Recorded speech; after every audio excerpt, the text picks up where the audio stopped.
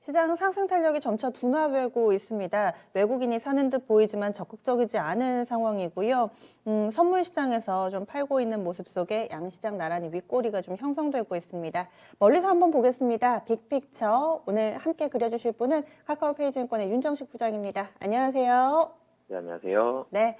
어제 보면 올해 마지막 허들이라고 할 수 있는 12월 FOMC 오늘 아침 그 결과가 나왔습니다. 이 부분 확인을 했으니까 반영을 해서 이제 투자 전략 세워보도록 하겠습니다. 예상대로 매가 좀 날아들었습니다. 그런데 미증시 올랐고요. 아시아 증시도 전체적으로 상승하고 있는데 내용 다시 한번 짚어볼까요? 네, 우선은 FMC 이전에 FMC 자체가 좀 발언이 상당히 좀 보수적으로 나올 거다라는 예상은 모두 했었죠. 이 12월 FMC를 앞두고 그러면서 긴장감이 상당히 좀 올라가 있었습니다. 첫 번째로는 오미크론 확산에도 불구하고 이 금리나 테이퍼링을 늦추겠다는 얘기는 사실 한 번도 안 나왔죠. 이 물가가 굉장히 높았기 때문입니다. 높은 물가에 대한 부담이 연준 인사들의 이런 매파 발언 이끌어낼 가능성이 굉장히 좀 높아 보였고요.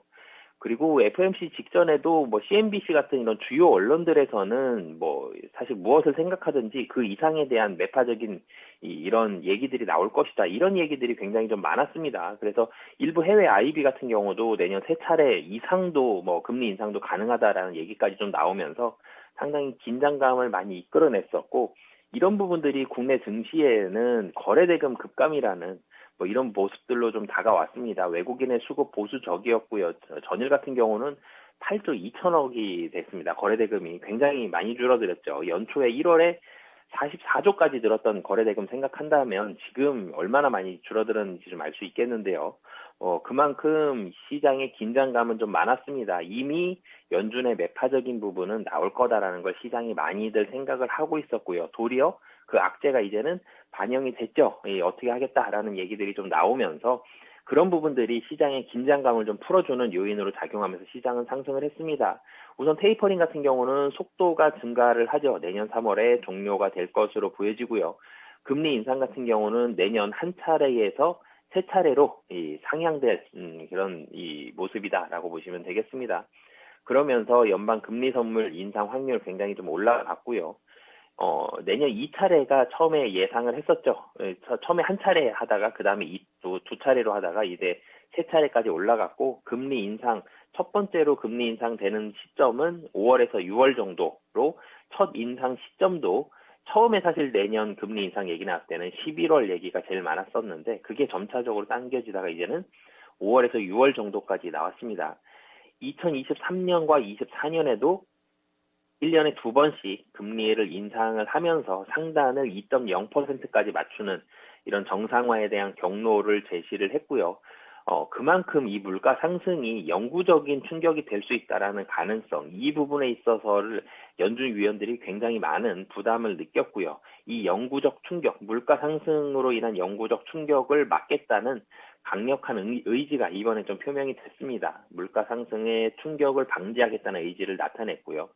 전체적으로 시장을 본다라면은 시장의 예상은 거의 긴장의 끝까지 갔었습니다. 그만큼 그 이상으로 만약에 나왔다라면, 연준의 매파 발언들이 나왔다라면은 시장은 충격이 있었는데 이미 그 긴장 정도가 상당히 많이 올라가 있었기 때문에 시장의 충격은 상당히 좀 제한적인 모습들이 나타났고요. 채권 시장 자체도 시장의 예상치 정도를 반영하는 그런 모습이었습니다. 그렇기 때문에 전체적으로 시장은 좀 안정적인 흐름, 굉장히 많이 오르거나 떨어지는 그런 시장이 아니라 지금 정도의 자리에서, 코스피 기준으로 본다라면 3천선 정도의 자리에서 조금씩 움직이는 원하는 소폭의 강세 정도를 기반으로 안정적인 흐름, 시장도 그렇고요, 환율도 그렇고 안정적인 흐름을 나타낼 가능성이 상당히 좀 큰 시장이 됐다라고 보시면 되겠습니다. 이번에 외파적일 것이다. 앞서 많은 연준 관련 인사들이 멘트를 하면서 어찌 보면 시장에 좀 약을 발라놨기 때문에 금방 또 회복을 하고 이런 부분에 대한 좀 내성을 시장이 발휘할 수 있다. 지금 이렇게 좀 봐주신 건데요. 거래가 많이 줄어들었다 그 얘기 해주셨잖아요. 특히 지난해 올해 거래 한 몫을 하는 또 개인 투자 주체들 요즘 들어서 전 세계적으로 유동성을 축소하는 분위기이기도 하고 국내에서도 금리 인상하고 또 연말이니까 대주주 양도세 회피 물량 출해되면서 개인들의 매매가 많이 좀 줄었다고요. 이 부분도 좀 봐주세요. 우선은 개인들이 증시에 흥미를 상당히 많이 잃었습니다. 개인들이 이 증시에 작년에 특히 국내 증시에 굉장히 많은 관심을 보였고 금년 상반기까지 큰 관심을 보였고요. 증시에도 관심을 보였지만 부동산에도 관심을 보였고요. 비트코인에도 코인에도 관심을 많이 보였습니다. 유동성이 많이 풀렸고요. 시장에 돈도 많아졌고 그만큼 굉장히 빠른 속도로 부자가 되는 사람들도 주변에서 나타나기 시작했습니다. 이런 부분들이 모두 작용을 했습니다. 하지만 개인 수급 주체, 코로나19 이후 국내 증시 수급에서 가장 영향력이 높았던 수급 주체인 개인이 이 코스피 개인 거래대금 비중은 작년 4월부터 올 10월까지 18개월 연속 60%를 상회했습니다. 그 이전 10년 동안 단 한 차례만 60%를 넘었던 월로 따졌을 때 120개월 중에 2015년 7월만 60% 넘었었거든요. 그거랑 비교한다라면 18개월 연속 60%를 상회했다. 이 부분은 개인들이 얼만큼 증시에 많이 관심을 가졌는지를 알 수 있는 이런 지표인데요. 하지만 개인 거래 비중이 10월 달에 60% 아래로 떨어졌습니다. 58.1%였고요. 11월은 57.4%로 낮아졌고요. 12월 들어서는 50% 미만입니다. 48.4%까지 계속 낮아졌습니다. 지난 10년간의 평균이 49.8%인데요. 이런 부분들 본다라면 지난 10년간의 평균, 국내 증시 굉장히 심심했죠. 2000선 중심으로 위아래로 움직이던 이때의 수준까지로 회귀하는 그런 모습을 보여줬습니다. 개인 거래가 둔화되면서 당연히 이 증시 전체의 거래 대금도 떨어졌고요. 이 10월에서 11월 코스피 일평균 거래대금이 11조 원대로 떨어졌습니다. 최근 3거래일은 10조 원 미만이죠. 하지만 이 12월에는 더 떨어졌죠. 10.6조 원 정도 수준을 기록 중인데요. 이 10.6조 원이다라는 부분은 시총 대비 거래대금이 0.48%입니다. 0.5%도 채 되지 않는 거래대금인 셈인 거고요. 그리고 개인들이 순매도로 전환을 했습니다. 2020년 1월부터 2021년 10월까지 12개월간 개인은 코스피에서만 121조 원을 순매수를 했고요. 월간 단위 순매도는 20년 11월이 유일했습니다. 20년도 11월을 제외하고는 21개월간 개인은 월간으로는 순매수를 했었는데 그랬던 이렇게 순매수 일변도였던 개인이 11월에는 1.8조 원, 12월 들어서는 4조 원을 순매도를 하고 있고요. 코스닥도 마찬가지죠. 코스닥에서도 11월 6천억의 순매도를 기록을 했습니다. 그만큼 개인들 이제는 증시에서 흥미를 좀 많이 잃으면서 좀 떠나가고 있는 그런 모습이 있다라고 보시면 되겠습니다. 개인이 시장에 흥미를 잃었다.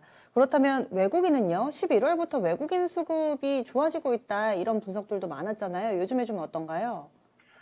네, 가장 좋은 건 거래대금이 늘면서 순매수가 들어오면 좋은데, 그래도 거래대금이 늘진 못했지만 외국인은 이 순매수를 보여줍니다. 우선은 외국인 거래 비중이 조금 증가했습니다.